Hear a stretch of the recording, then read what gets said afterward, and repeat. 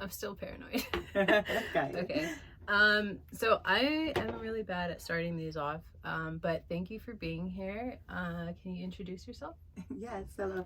My name is Angela Romero, and I am the owner and operator of Hello Stranger and the Hello Stranger Foundation. Yay. Okay. And where are you from, Angela?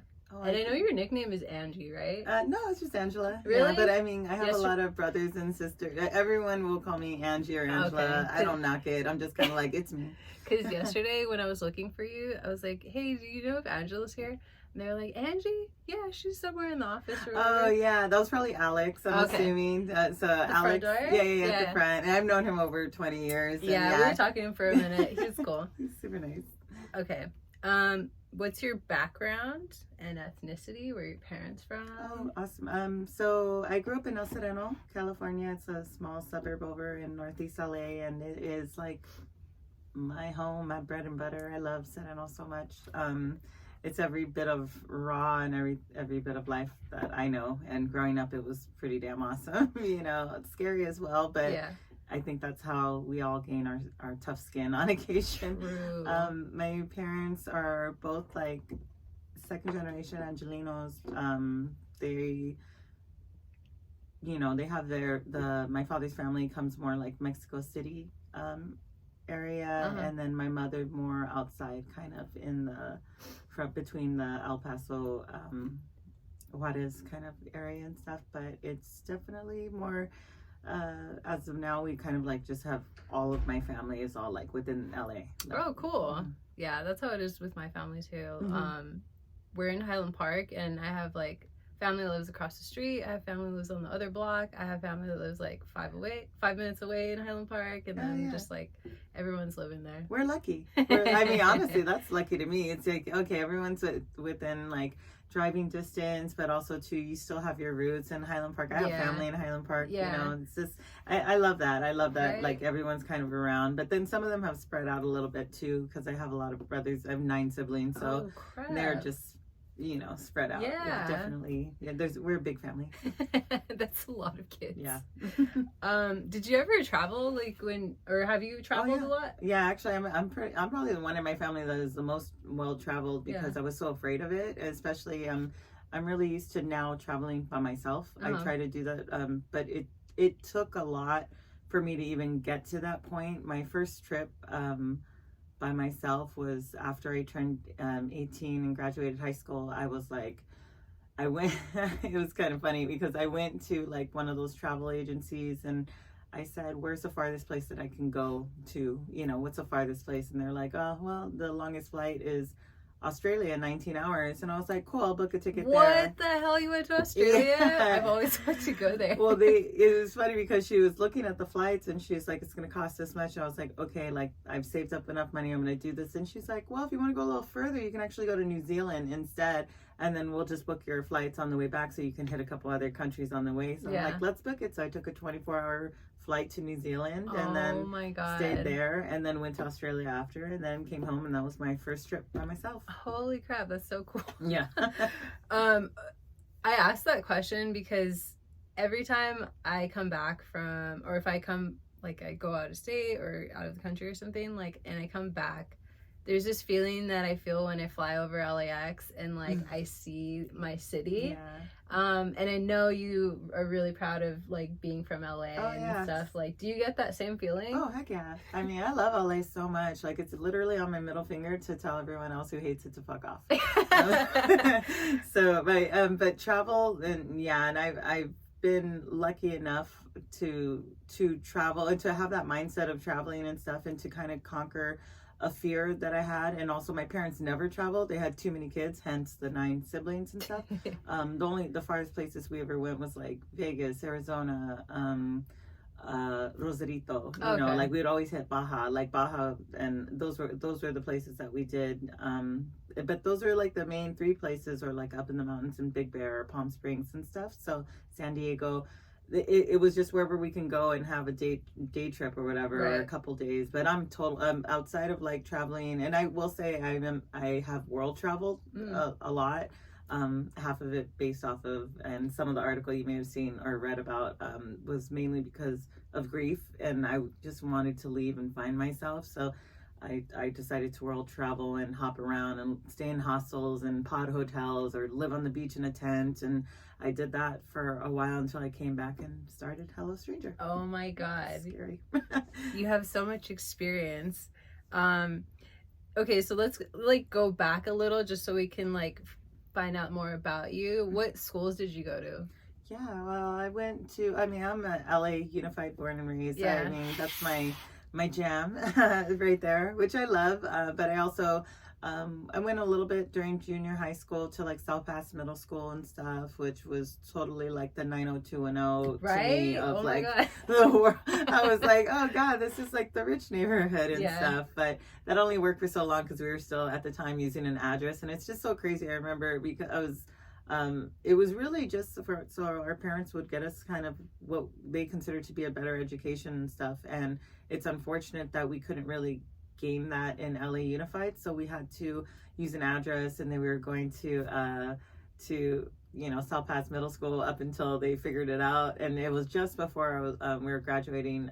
Me and my twin sister, we were graduating before and then before like our 8th grade thing or whatever. So got asked kindly to leave, and I spent like the last 2 months we ended up going to Alhambra School District. Okay. And then from there graduating at Alhambra High School. And then after that I did I wish I could say I was a college girl, but no, I'm from the streets. So Look directly at the camera. From the streets. So my whole idea was just I'm more of a trade person, and also too, and that could be equivalent to ADHD, I'm sure, because I'm like, oh, I can do this much school, but I'm more of a hands-on experience or whatever. So if I knew I wanted to learn something, then I would just go and offer my, like, hey, how do I get a job here? Or, hey, can I apprentice? Or, hey, can I do this and stuff? So, I mean, I took some classes and did some music classes over at PCC. I did LA Trade Tech, and actually right out of high school, I did FIDM, which is the Fashion Institute for Design and Merchandising. And I was doing that, and I was going through my major at the time was merchandise marketing and product development, because I was initially wanted to start off with the idea. I'm like, I'm gonna start a clothing line, I'm gonna do something along that realm. And the first thing that my counselor had told me specifically was, I think that you should go and offer like an internship to one of the like fashion institute, or go like to the New Mart or the Cal Mart, which is in downtown LA, that's all around Fashion Week and stuff. And go offer your services, see if they'll take you in. So the day that I did my orientation at FIDM, I was like, well, I'm just going to start today. So I just walked over to the Cal Mart, which was like where they have all of the pretty much every clothing line and stuff, they're there, and they have like the smaller markets, and they create the samples and everything. So I started off at the top floor of the Calmart building, and as I was walking in the door, I saw a girl leaving in an elevator with a box and all her stuff in it, and she was crying. I was like, oh shit. And then I was like, I saw the door she came out of, and I just popped my head in, and I was like, hi, do you have any openings? And they were just like, the girl looked up at me, she's like, what do you do? And I was like, well, I just applied over, or just started going to FIDM down the way and stuff. She's like, can you make can you sew? And I was like, yeah. And she literally threw a box of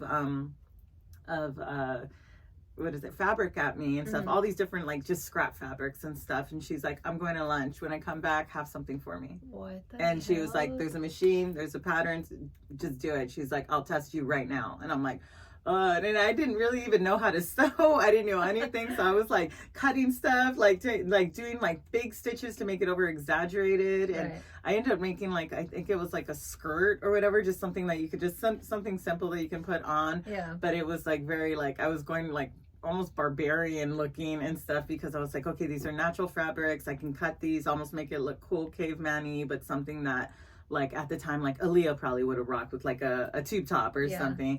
And when the lady had came back, she was just like, okay, well, she was like, this is fine. She's like, how do you take, she's like, this is cute. I would rock it. I would sew it better. I would do this better. And she's like, but I'm not looking for a sewer. I'm looking for a person who has design qualities and stuff. And she was like, come back on Monday and I'll give you a job.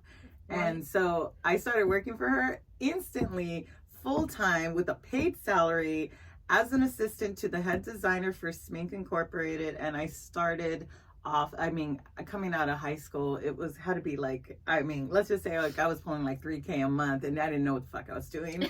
I was just like taking direction and trying to learn as much as possible. And all of a sudden, like I got thrown into this fashion world and the fashion design world, and it was amazing. I gained a second family. I got to know the sewers, the pattern makers and stuff, so many different designers, and started working with companies like at the time like Forever 21, BB, BCBG, Nordstrom Rack, right at the time when it was first starting out. Right. And doing runway shows and working with different models, and then also too at the time, like they were like, oh, you know, hey, you're the perfect fit and size. I was tall, slim. And they were just like, hey, you are, you know, you should also be our sample model and stuff. So then I would go in, and then they would utilize like me and stuff. And they would come in, and I would get to try on all these clothes, get to keep all these clothes. Yeah. So for me, I was like, damn, this is the best job ever. Seriously. So yeah, that was like my start in the fashion world. But what I will say that did was that made me actually, like, because I got so into it so fast, I actually ended up quitting or not finishing and completing FIDM and stuff because I was already doing it. Mm-hmm. And here I was like, do I pay $42,000 that I don't have and I'm gonna have to eventually pay back just for 1 year, or do I just continue doing this and learning hands-on? So I decided to like say goodbye. I still did like a lot of courses and I got a lot out of it. Mm-hmm. And then I decided to leave FIDM, and then I went and started finishing up on my classes at LA Trade Tech, which was like a fraction of the cost and actually more respected within downtown LA fashion scene. So it was I learned a lot. But then eventually I did transition out of fashion.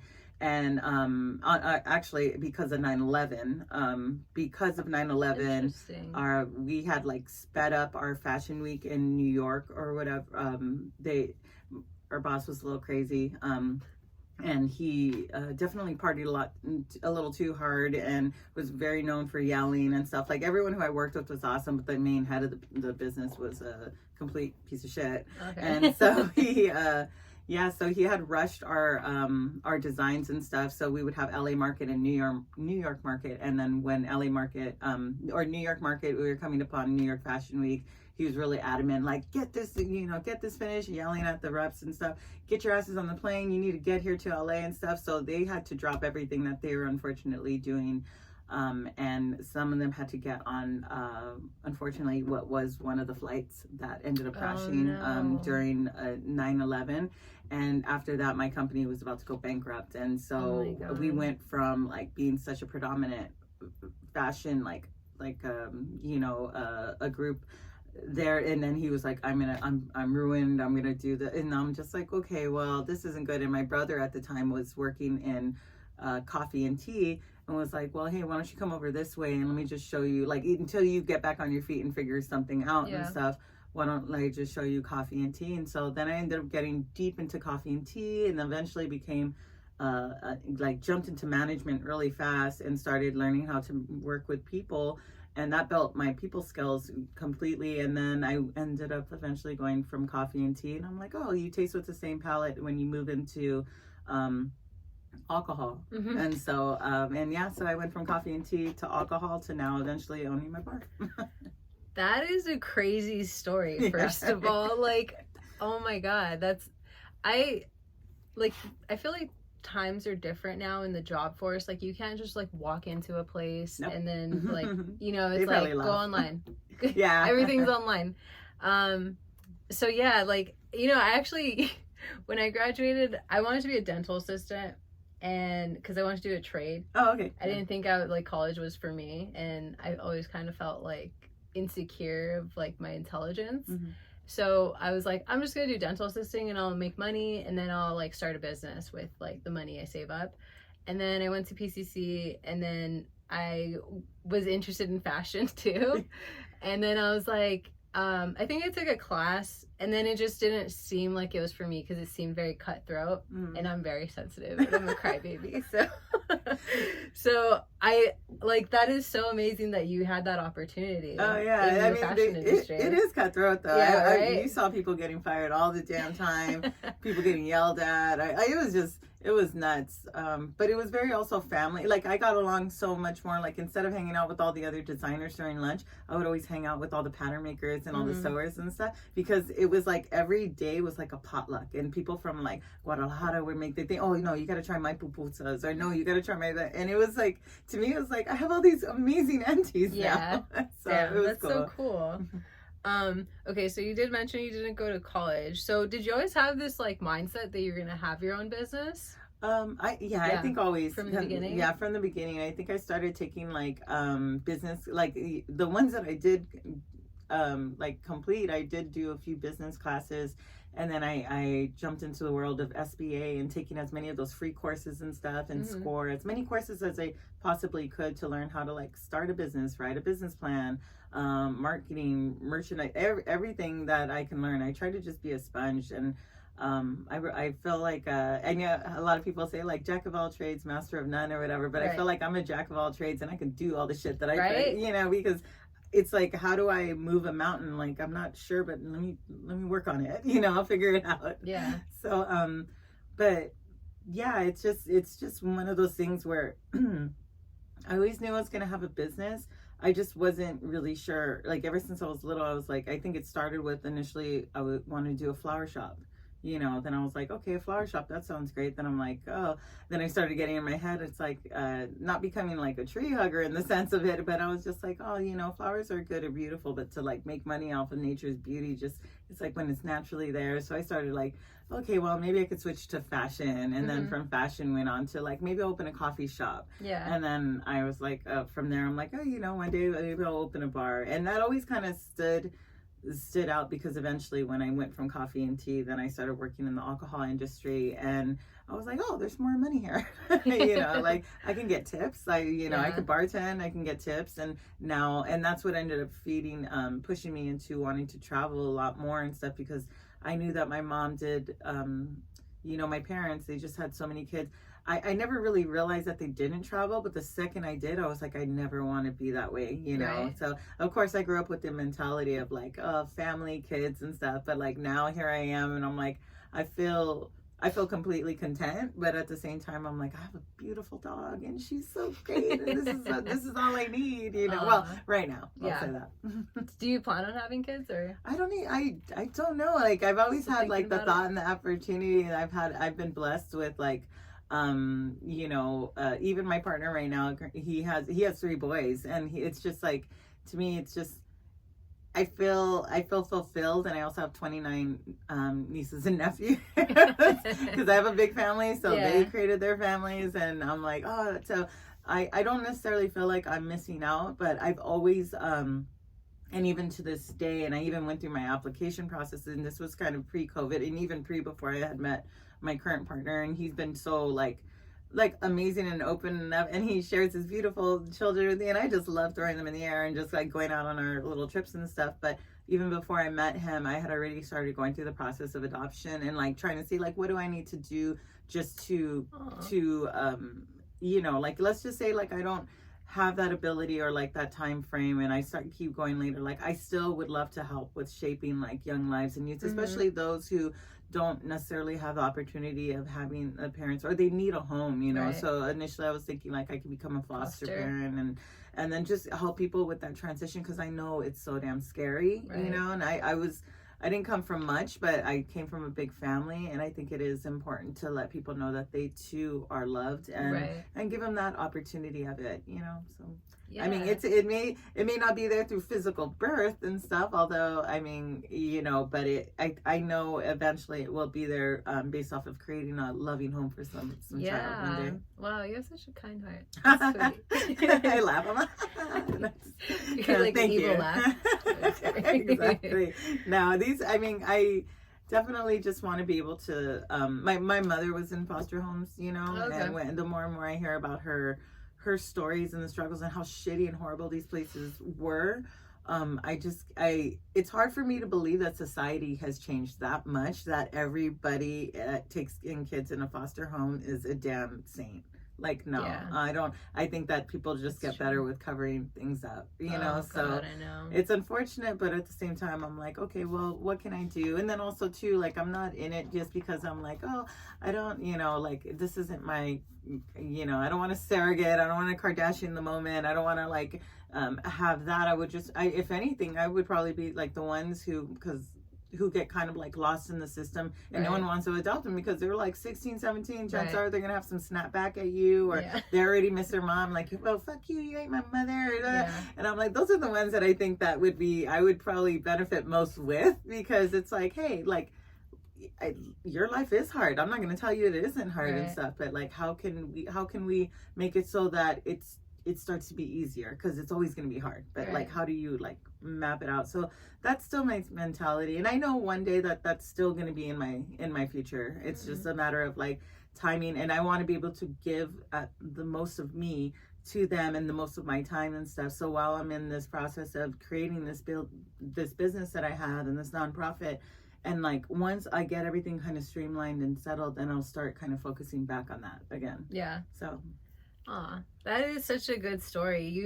I feel like you're very considerate of these like little details that not enough people actually like think about.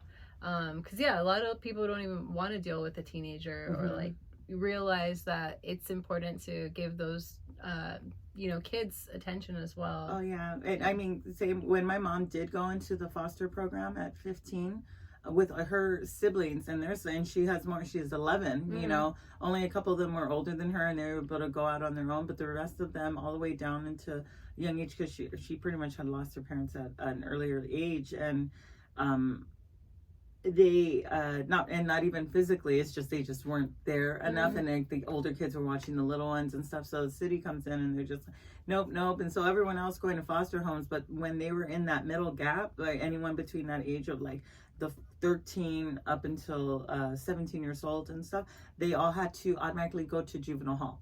So that's still happening now. It's like, they're not, you shouldn't punish them just because they're their parents, and God be it, I love my grandparents and stuff, but they just couldn't do it, and so that being the case, then now you have these kids that like their future is already kind of altered, and now you're throwing them and making them feel like prisoners and putting them into pretty much what they consider just juvenile halls and stuff, and which are worse scenarios. Yeah, damn, I know. And then you just think about like the whole, like, once you're in juvenile hall, you get used to that lifestyle and that type of environment, and then it causes some people. You've heard of those people that like want to be in prison? Oh, completely, yeah. Right? It's like, what is it?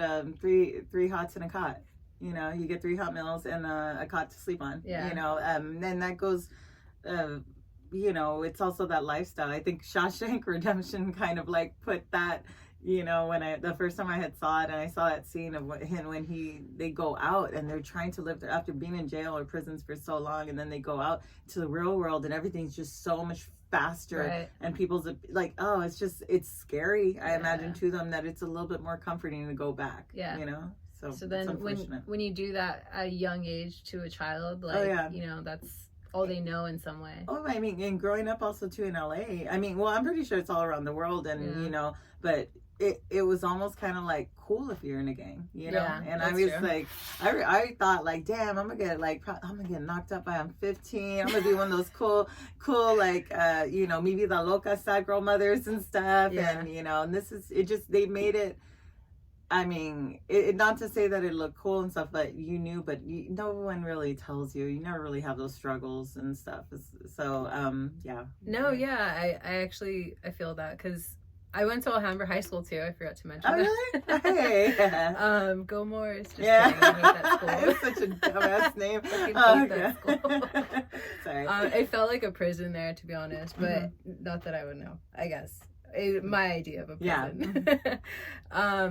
Yeah, and it's it's like a suburb of LA. Oh yeah. So when I was there, a lot of people thought it was cool that I was from Highland Park, because it was like gang affiliated at the time. Yeah. And a lot of people wanted to a lot of people thought it was cool to be in gangs or to be affiliated with gangs, and I think it's so true to just like LA in general. Yeah. Or at least at that time. I don't really know what it's like now, but I think it's coming back around again. Yeah. Like, to be quite honest, like the whole 90s era and stuff Yeah. of like the people that I remember that were all in the gangs or whatever, like now they're growing up and around my age, but now their kids are getting jumped in. They're trying to be like dad, getting like the sock check or these damn little Edgars and shit, broccoli heads. It pisses me off. I'm just I just want to hit y'all. But at the same time, it's like they're going to learn their lessons, unfortunately, over time. And the only thing is that things are getting recorded and we're able to see it more. It's not like it's like, oh, this is just happening now. It's like, no, now we just have technology in front of us we're able to see it. We can hear these recordings of you talking shit to your boy. We can see that you're shooting people up because you're posting it on Instagram and TikTok and shit, so it's just a different world, and we're getting our information so much faster that we're able to kind of like call certain things out, but it's not changing. There's still little shits out there.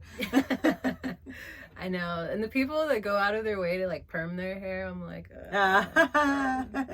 blessed. I'm blessed to just have curls. My twin sister, her hair is like very, very straight, Pocahontas, long and straight. Are you guys identical twins? No, we're fraternal. Yeah, see you think. But I mean, she always had it. It's funny because growing up, I was always like, oh, I wish my hair was straight, and she was like, never wanted my hair curly or her hair to be curly. I was always like, oh, it's good. But now, like, as I get older, I'm like embracing it. It's also because I have less time to do stuff, so I'm like, oh, let's just try out this little curl thing today, and I ain't got no time to be straightening these days.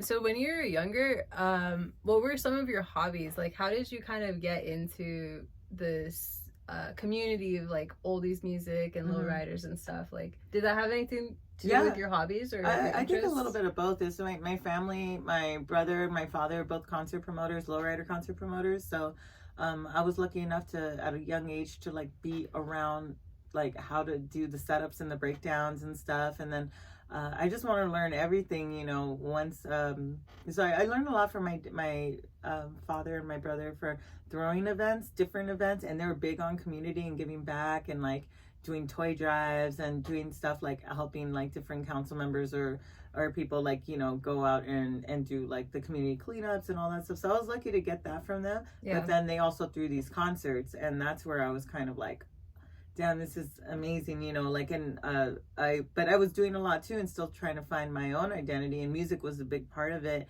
And like at 14 going on 15, I started actually breakdancing because I found a group of people that like not only embraced me, but I just was so enamored with how they could just they taught me to pay attention to the beats, and then once you get into this world of like hip hop, then you start to really like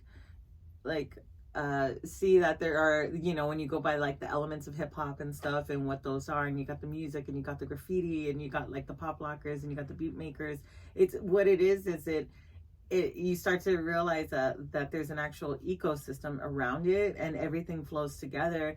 And I think that I would go off and and I would go and I would hit like all these different like areas and like hit up different like practices or whatever, and go meet up and go to different shows and meet other crews, and then all of a sudden you're battling those crews. And it was just, to me, that was so enlightening. But in order for me to do that, my parents initially always made sure they were like, you still just got to get your good grades and you have to play sports. So on top of like even all the way through high school, from freshman year all the way through my senior year, I was still in track, I was still in softball, I was in basketball, and I was doing CIF by my freshman year. So I was playing against all the big girls and all the fast ass motherfuckers, and I had to, in order to be able to breakdance or to go off and to do my other stuff. So that breakdancing really started off as a big hobby, and then I think it also helped me with understanding music a lot more, because like I say, the beats and stuff, and then you start to understand the RPMs, and then you realize that when you want to get into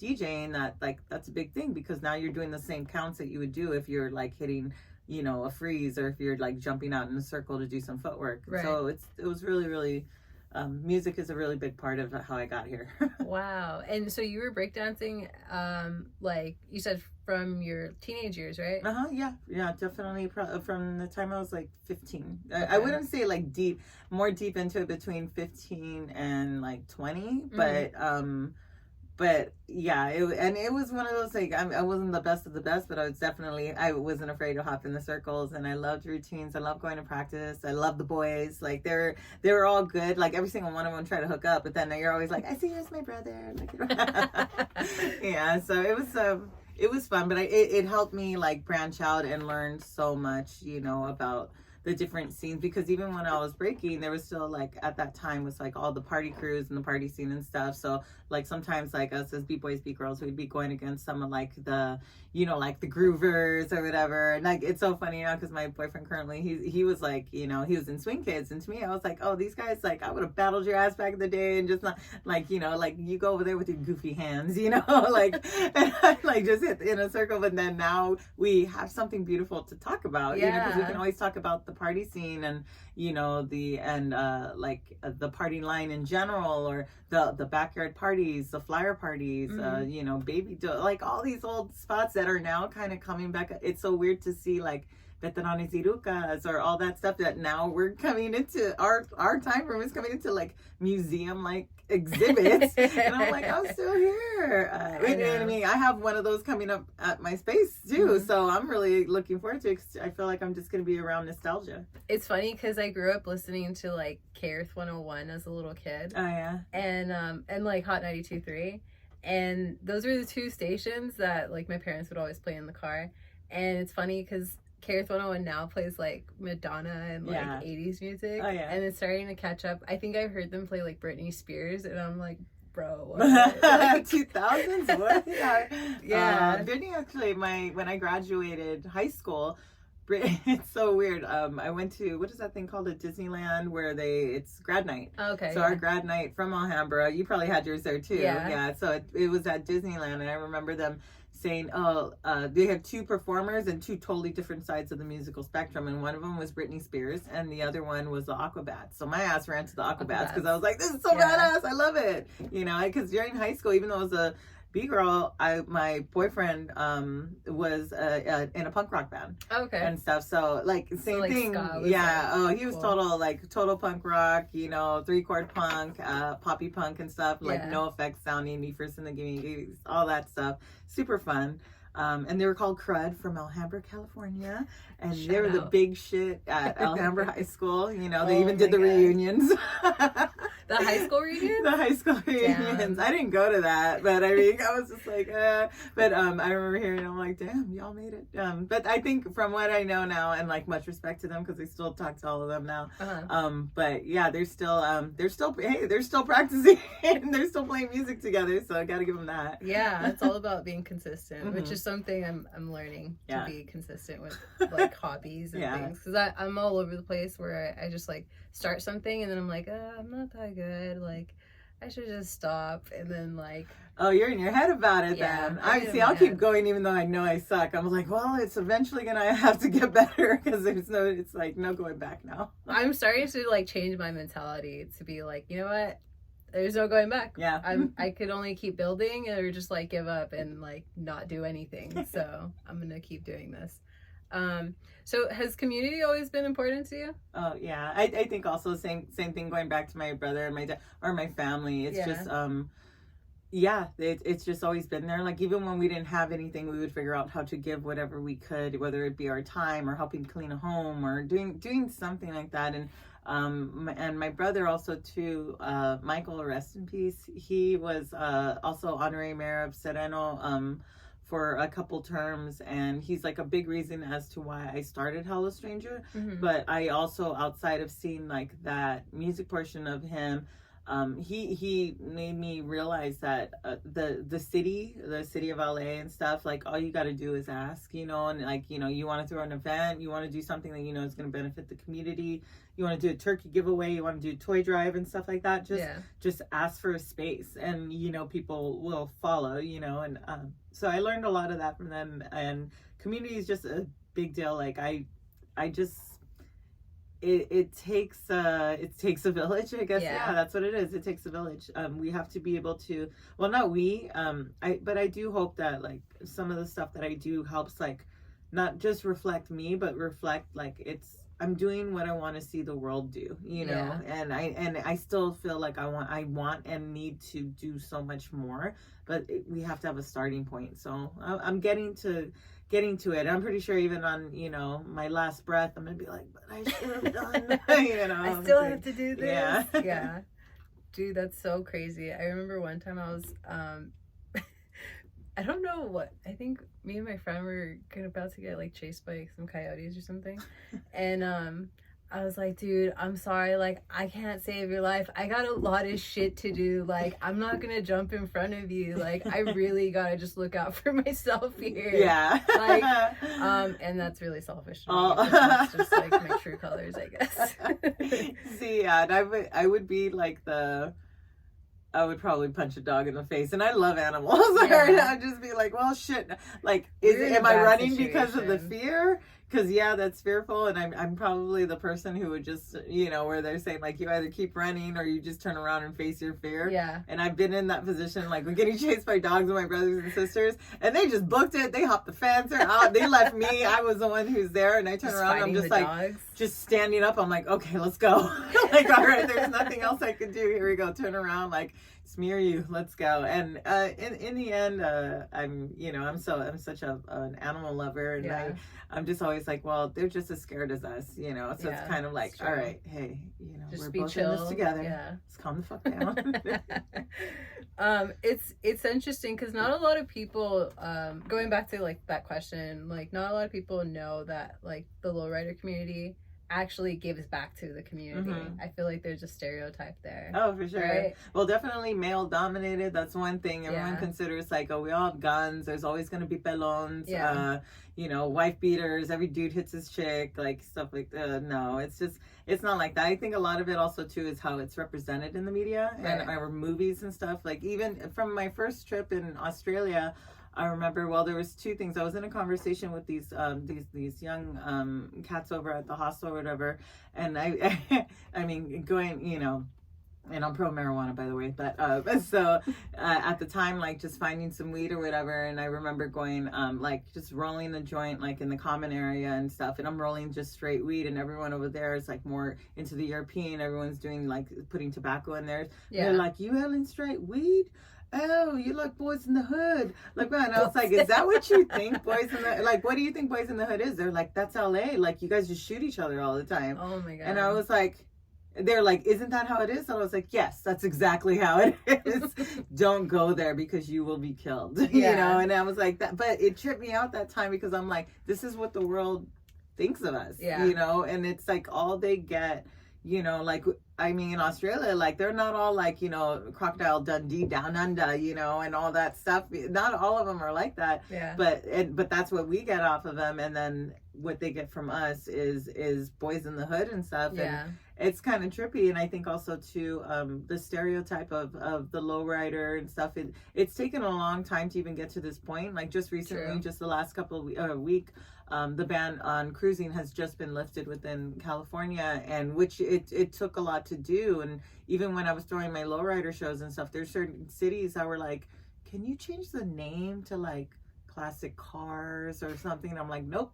Absolutely not. It can't, you know, like, why? To make you feel comfortable. I remember Fox News came out with a thing about how lowriders were bad for the environment and stuff. Like, they're these old mufflers and male chauvinistic, you know, like a thing. There's always drinking and drugs involved and stuff. And I was like, these guys are idiots. And the one thing that I do love that came about within our scene, within the lowrider scene at the time, is all these women came out and it's like, yo, you didn't even talk about the lady lowriders. Like, you're not even referring to us. You're telling us that you don't even like, exist. Yeah, exactly. And one thing that I know that is every person who creates, or every family that's within the lowrider scene, or even the ones who support it, like, lowriders are just beautiful. They are family projects. They bring people together. They take people out of their head and all the other bullshit and stuff, and they start sanding it down. They get it ready for paint.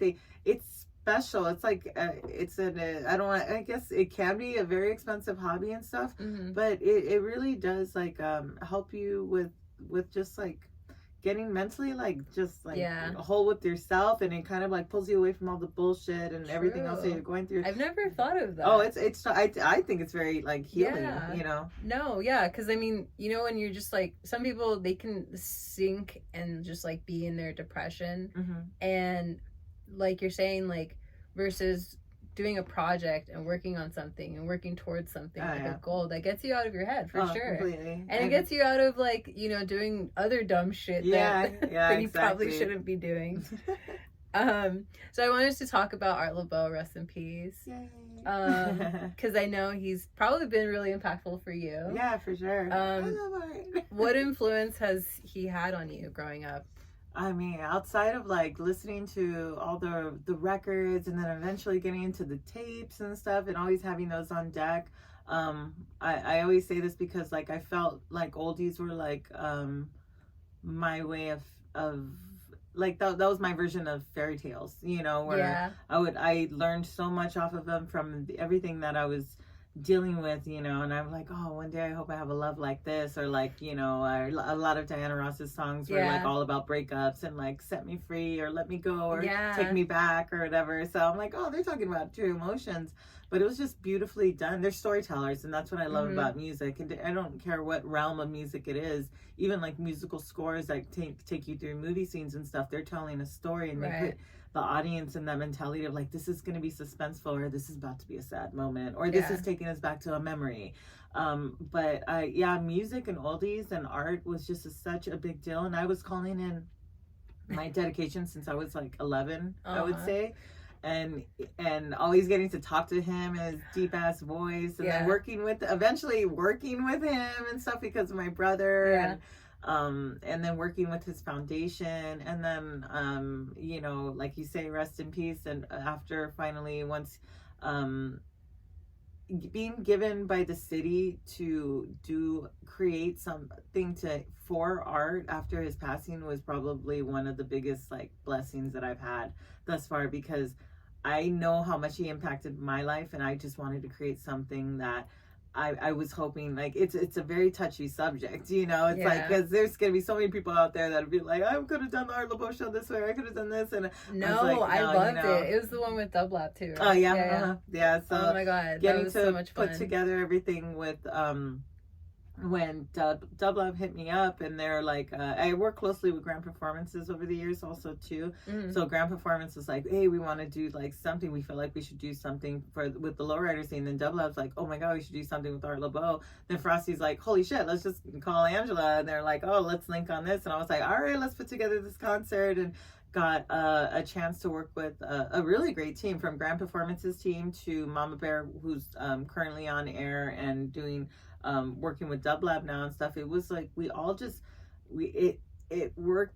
It wasn't like work. It was like we just all flowed because we're all in it for the love of art. Yeah. Oh my god, that was so much fun. It was so like, it was curated so well. Yeah. The idea with that was, it was like, okay, we could put together a concert, and I was like, well, okay, because we knew where the concert was going to be, but then it's like, well, what if we asked what if we asked the artist? It's like, what song reminds you of art, or what song would you personally like to dedicate to art? And can you do this? And that's how we were able to get them to come in from a softer side, you know, rather than like their managers hitting us up like, we're gonna need this much for this and that. And it's like, hey, like, let's set aside these guys. What was your favorite song that you could have dedicated? Like, what was and then when we took them back to that moment and how they were able to relate to art, that's how that became a beautiful show, you know? It was so beautiful. And I had so much fun. I remember seeing you on stage, and I told my boyfriend, I was like, I want to interview her. And I was like... Thank you. That was that was a fun, any show that I do, it's always, it's scary. Then when you're in it, it's just flowing. Then at the end, of course, you're exhausted. Then you wake up the next day and you're like, what's the next one? Like, what's next? Yeah. It's like, what's your next fix? It is kind of like a drug in a way. Yeah, for sure. Like, and you're doing something good for the community, for everybody. Okay. You don't have to answer this, but do you have favorite like oldie songs? Oh yeah, because I know that's if someone were to ask me that, I'd be like, "Fuck!" Like, there's like so many that come right? to mind. I think about the ones that I would like back in the day would do on repeat, or like let's say like I have a tattoo right here for the Delphonics. Didn't I blow your mind this time? Yeah. That one, like the Isley Brothers. But I mean like Forever Mine. Ralphie.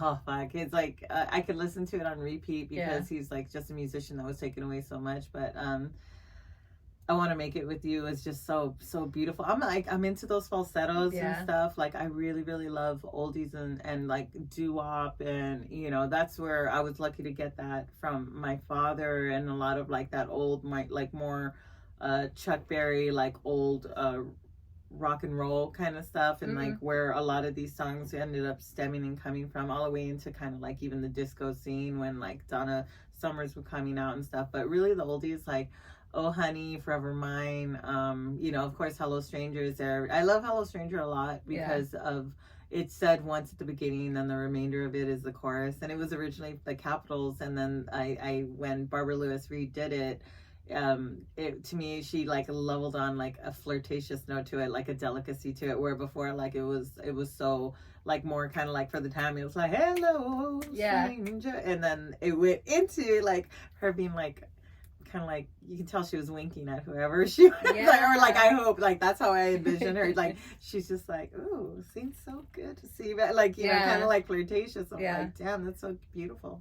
Damn, I know all those songs that you're naming. I'm just like, I have an oldies playlist on Spotify called Hot 92.3. Oh, okay. And it just has a bunch of like a lot of the songs I remember from their playlist. And I was like crying to one of them because it made me think of my dad, because he's just like a big inspiration in like my music preference. Oh, that's awesome. And so just like listening to oldies reminds me of him a lot, and just like I don't know why I was like emotional. Oh, that's good. Oh, I mean, I think that's what music does. It's gonna pull something out of you.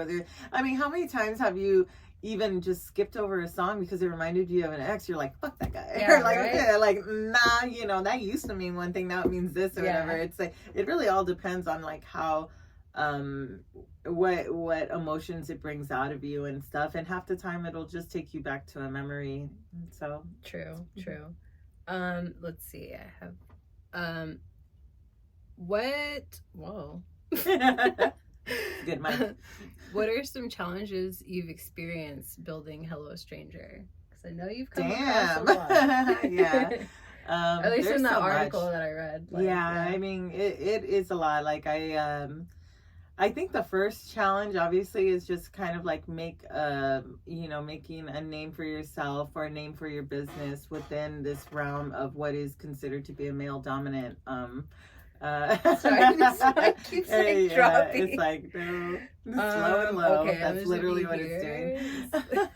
Okay, sorry. But yeah, it's just that it's a male dominated, or what's perceived to have been such a male dominated like environment, and you know, I think that it gets to the point, and like you just have to cut out all the bullshit or all like any of the things, or you know, if any other promoters being like, you know, like, oh, I could have done this better, or oh, I had that lineup this year, or blah blah blah. It's like, hey, that's amazing. Like, you know, I think having to drop one's ego has been the biggest lesson that I've learned in this industry. Also too, obviously, like the second people start to get in that realm of success, like there are going to be people that are out there that just want to kind of latch onto that and strip that from you, you know. True. I did also go through a trademark lawsuit over the name, and that was such a I'm talking about like feeling like at your lowest point and then getting beaten down below the ground was exactly how that felt. What exactly happened? I think I read that there was like some issues with another business in like Sacramento. I had to take it to federal court, so which was up north in San Francisco. But initially there was a like I had started the business in 2015. and then started growing on it. And I'd started it really in memory of my brother and after his loss, and I was just completely devastated. And after doing what I needed to do and traveling the world and trying to find myself, giving myself that eat, pray, love moment, and then coming back to LA and saying this is what I'm doing, this is what I'm starting, Hello Stranger, and this is why I'm going to do it. And then I'm also going to start a nonprofit in honor, so that I can realm in my brother's memory, as far as throwing the shows and the events, which is something I knew he loved to do, but also by giving back and starting the foundation and doing both and stuff. It was almost like I retransitioned what I considered to be my destiny, because it just made more sense, and I knew it was going to be a really hard road, it's not one for the light of heart, I guess you could say. But once I started coming out, and my idea was to get the brand out there, to start getting the Hello Stranger on the minds of people. And it's what is Hello Stranger? It's we're a community, and it takes me, it takes you, it takes all of us to create this dance floor. Let's do this together. And then there was a company up north that was damn, that's a great name, or damn, that's a great concept, or damn, that's a great business. We're going to, we're going to take your concept, we're going to take your logo, we're going to take everything that you created, and we're going to open our doors on a physical location before you do, and we're going to legally take it from you.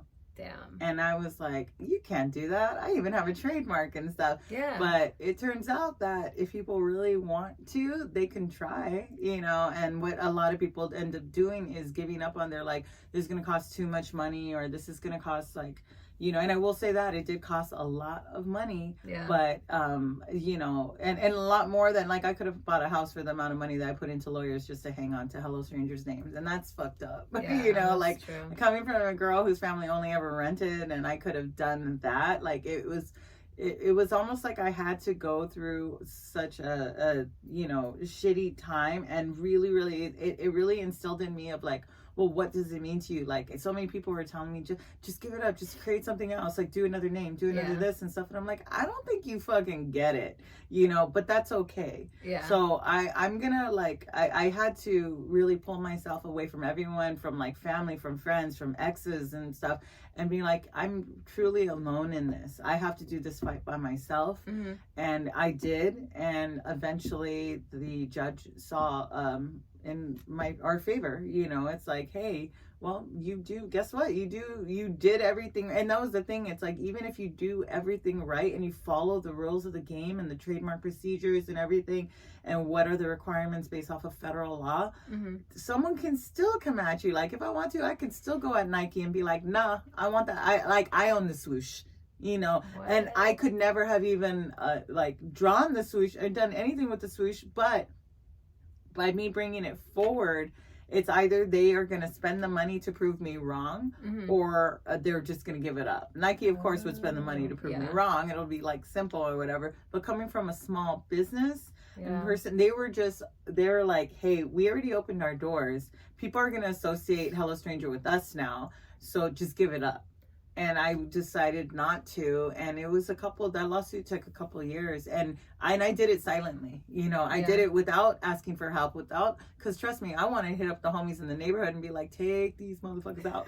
But I wanted also to Hello Stranger to have that clean slate of saying I did everything that I could the right way, because so much of the hood wants to come out of you when you're being threatened, and I could have lost so much more if I had done what I was thinking in my head, but I think by taking this long, horrible route just to be able to hold on to the name, I think it was such a larger slap in the face to them, because it's this you're not just fucking with me, you're fucking with this ecosystem that we as a unit within the soul scene and the music scene and the art scene and the community and cultura scene, you're now messing with multiple people and multiple families, and we all believe in this.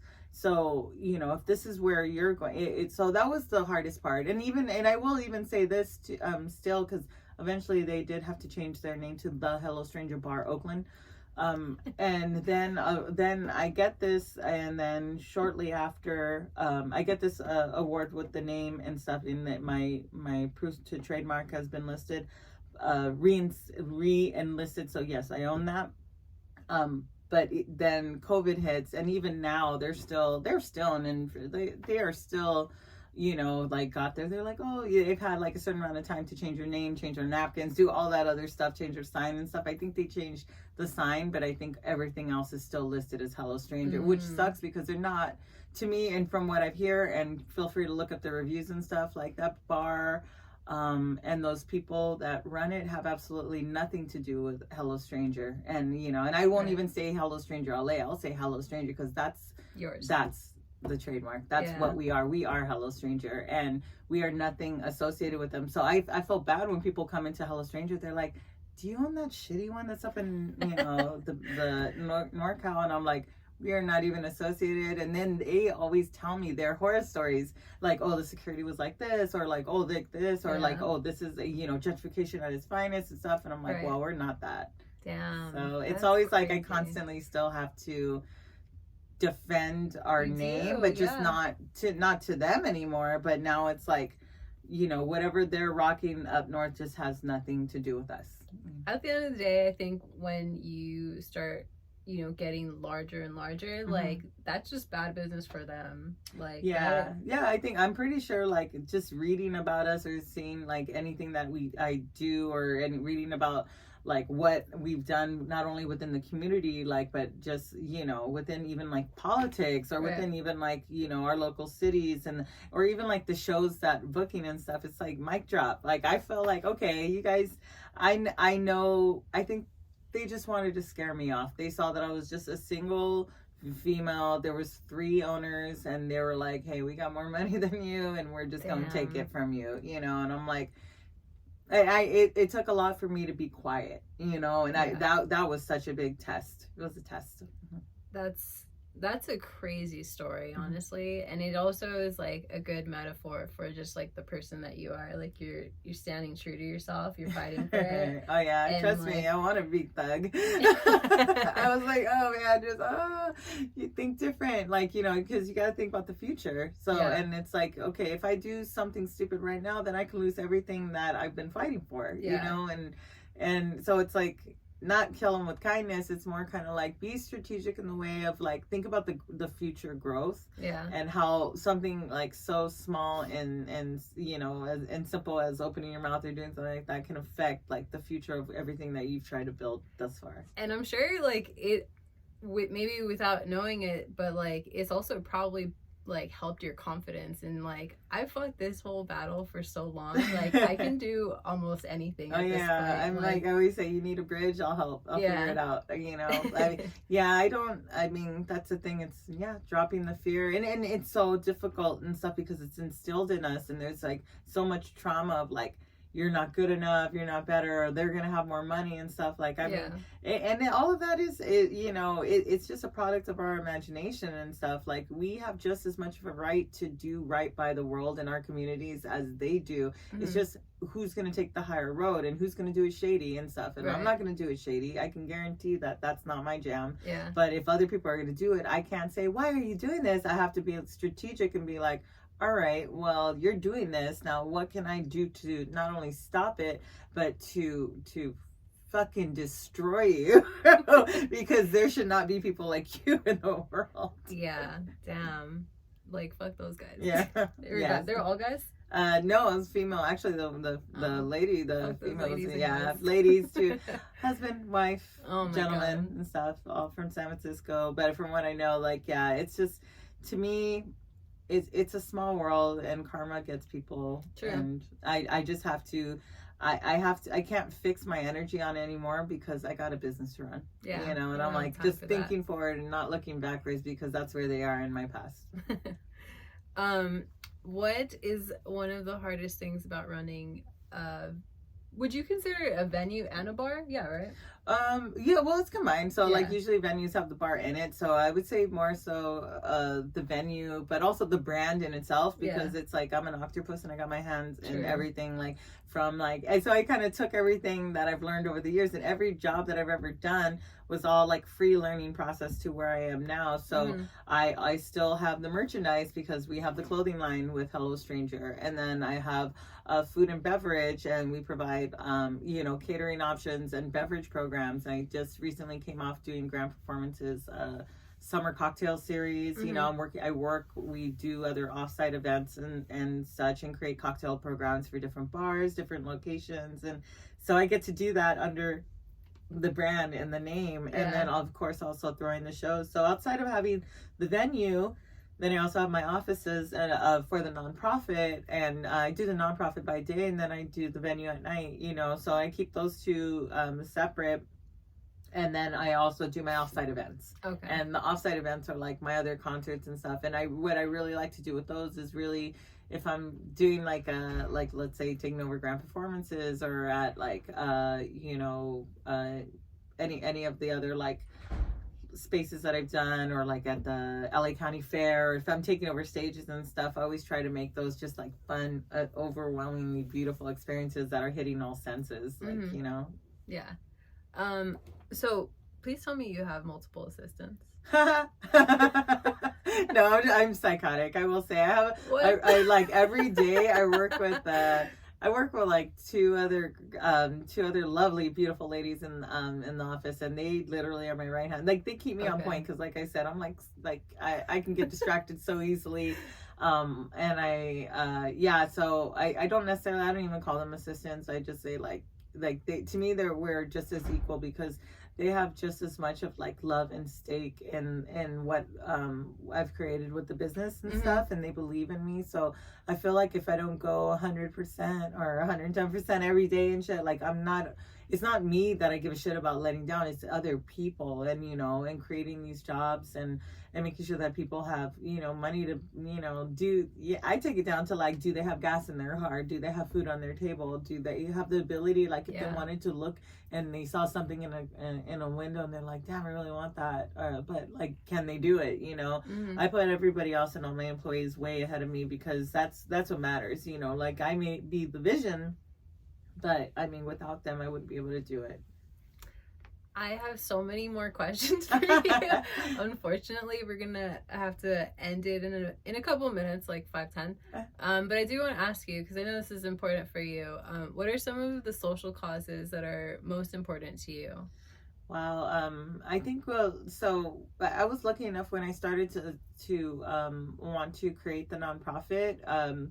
I had actually went out and reached Father Great Boyle with Homeboy Industries and stuff. I'm like, yo, can I have a meeting and just talk? Just, you know, and so he had we were pretty much neighbors with Homeboy Industry in the previous place that I was living at. And he was, when I had started my meetings with him, I was like, hey, I want to do this. I want to, like, he knew my brother, he knew my family, and he was just like, well, you know, start a business. And then I'm like, okay, did that. What's next? And he's like, start a nonprofit. I'm like, did that. Okay, what's next? And he's like, make your business, do your work, and like find a way to create so that they can help each other, you know, and the most legal way, and create programs. And so he started explaining to me that he had started his programs based off of prison reform, you know, and helping formerly incarcerated people get back on their feet and stuff. Right. And I was like, well, I feel like you got that down. So I don't, I was like, as much as like,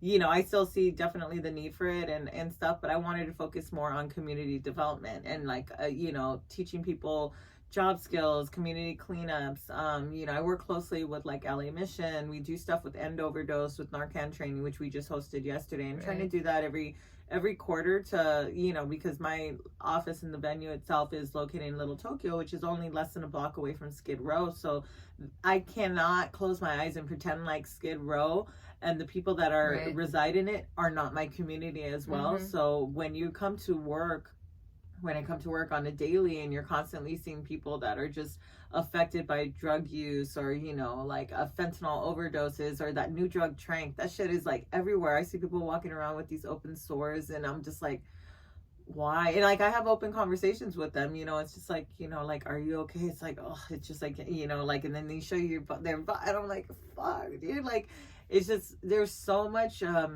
there's so much need for help in the world, and people just don't have it. And so when you get something as simple as like somebody off the street trying to share like, oh yo, you want some of this, I'm gonna give you a good high, not knowing what the fuck it is, and it could be your last snort, it could be your last like you know, like hit with the needle, it could be the last time you just like you drop a tap. Everything is getting laced right now, and I mean, I just think that people just need to be given the chance, and a lot of people just need the friends, or they just need to know that they are too part of the community, even though like they don't want to be there. Like it's like, even though people are like it's their choice, it's like that's bullshit. It's just they're just products of the environment that they unfortunately were dealt, or the hand that they had. True. You know, so really, like, the community is a big deal to me. Like, we do Thanksgiving turkey giveaways every year. I do host toy drives, canned food drives and stuff, and that's just one portion of it. When it rains, I give out like 99-cent ponchos. Like, I don't care, you know, whatever I have to do,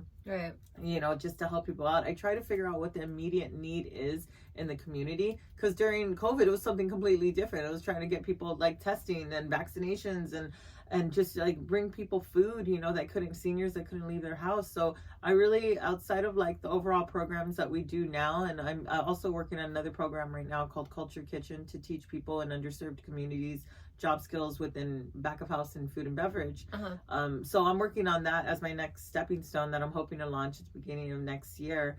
And that to me is like, those are the starts. But if shit changes like overnight, and you know, we have another pandemic, or we're going to war or something like that, like my shift is going to change. Like, what's immediate, what's right now? Like, yeah, and like cleaning up the streets is important, you know, but right now so is getting food in people's mouths. So I'll flip a switch. I want to find the immediate need and then make that the cause, because that just seems a little bit more like, you know, it's like, okay, that's just what it is. I just go for what's absolutely needed in the moment. That makes sense. So you don't have just like one cause that you're like, I mean, we have like ongoing ones, but like I said, if things transition in the world, and for all we know, like there's a shortage in something, or antibiotics, like I'll be like, how do we do that? Or like, you know, or like the border, and like getting the refugees, like, oh, all these people are getting dropped off in these damn buses all over LA right now, and it's like they're scared, they're coming from their like places, and it's like, well, how do we get them into a place, like, or what do they need? Okay, they need like hygiene, they need sanitation, they need blankets and stuff. So then I'll go and start like working with other people, and then we just start to gather whatever we can and just drop them off. We're not there for the, you know, shaking hands and kissing babies moments and stuff. We're there because we're there for real people. Yeah. Damn, that's cool. Okay, I came up with all these questions, and I had with these questions I couldn't even answer. I'll ask them all, but it's okay, because are you down to be back? Yeah. I'm like, I love stuff like this. Were you nervous at all to do this? No, I'm a talker. I don't think like, can you not tell? That's why we can't get through your questions, because I'm just like, well, when I was 2, you know, it started here. No, that's perfect. I love that you talk so much, because then it gives people like visual of like who you are, and I think that matters. Okay, so where can we find you on social media or any other channels that you're on? And what do you have coming up for like events or anything? Awesome. Well, so if you get a chance, please check out, like, our website has obviously, like, our website is just more kind of geared towards some of our events, and it's a place where you can sign up for our newsletter and stuff, where you actually will go in depth about the events that we have on a weekly. So that's at thehellostrangerla.com. On Instagram and Facebook, we're Hello Stranger LA.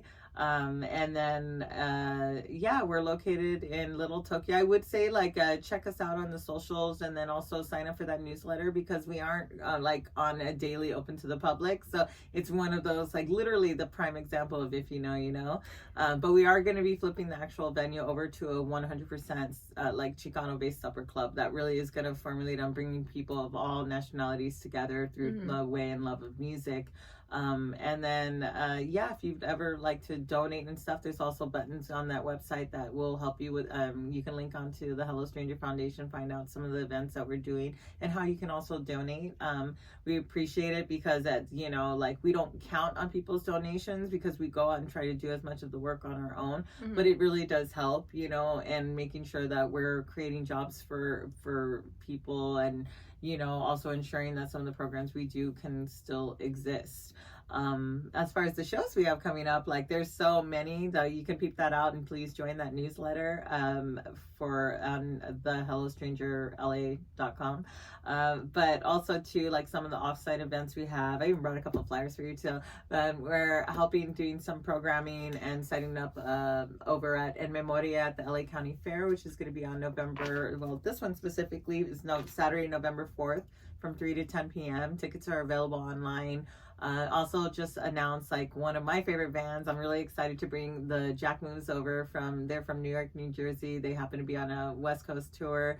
I called them up and I was like, oh, you guys are doing it up in Pomona. You don't got an LA show. Like, come to LA. We need you. So they were kind enough to extend their tour. So they're going to actually be finishing up their West Coast tour, I think in San Diego, and then coming back to LA. And they extended their trip for us. And then we're going to be hosting a night of funk and soul, and it's gonna be great with Demetrius May of Deep Shadows, Hella Breezy from Shalita Vinyl, XL Middleton with Mo Funk Records, and it's also gonna be a record release for their new single that XL just remixed for the Jack Move. So that's gonna be another amazing show. Of course, every week we have beautiful things. Working with Grand Performances this Saturday. So the most immediate tonight at the space we have If You Know You Know, hosted by DJ 5150 Steph. And tomorrow night we have the Voodoo 5, which is more of a tiki related, pretty much like a tiki jazz session, which is going to be awesome. Saturday we are hosting the after party for Grand Performances. They're hosting Rodney O and Mellowman Ace at Grand Performances, and the after party is called Masquerade, which is a tribute to the 90s house and party scene and stuff. So cool. That's going to be pretty damn awesome. Then fun. Sunday we have an R&B night takeover, which is going to be great with just live music and get people to like just fill in their soul, a little lo-fi, a little R&B and stuff. So I'm all about making people sway. So hopefully you guys can come check it out. Yeah, thank you so much for being here. Yay, thank you. We'll have you back hopefully soon. This beautiful mermaid. Hello.